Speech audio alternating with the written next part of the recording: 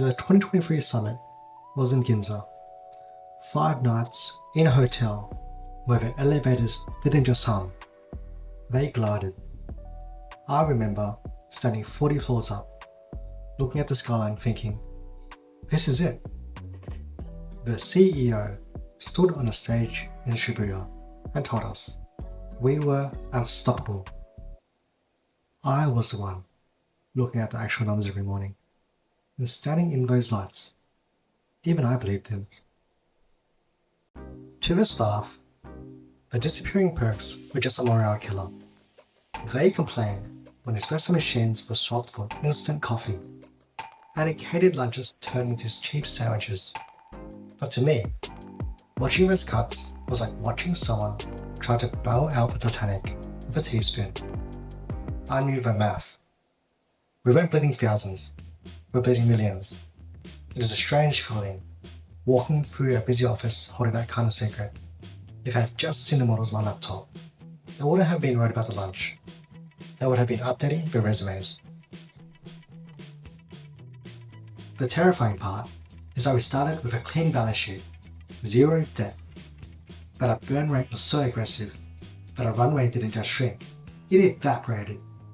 We went from 18 months of safety to 18 weeks of panic. We tried to fix it with equity. We took 50 meetings in 3 weeks. You can't pitch when you smell like desperation. I watched the investors look past the growth slide and stare directly at the cash flow. They knew we weren't raising money to grow. We were raising money to survive. And nobody invests in a sinking ship. That silence forced their hand. We pivoted to venture debt not as a strategy, but as a survival reflex. We didn't take that money because it was smart. We took it because the only oxygen left in the room. Then came the natural attrition. We stopped replacing people. The sales floor, usually the loudest in the room, went dead silent. It was eerie. We were technically saving money on payroll, but standing in that quiet room, I knew. You can't save your way out of a death spiral. That's when I built it. At 7 PM on a Tuesday, alone in the office, I opened a new tab and named it Scenario C. It wasn't a forecast. It was an autopsy. I hit enter and stared at the red cell on the screen. It didn't show a growth target. It showed an expiration date.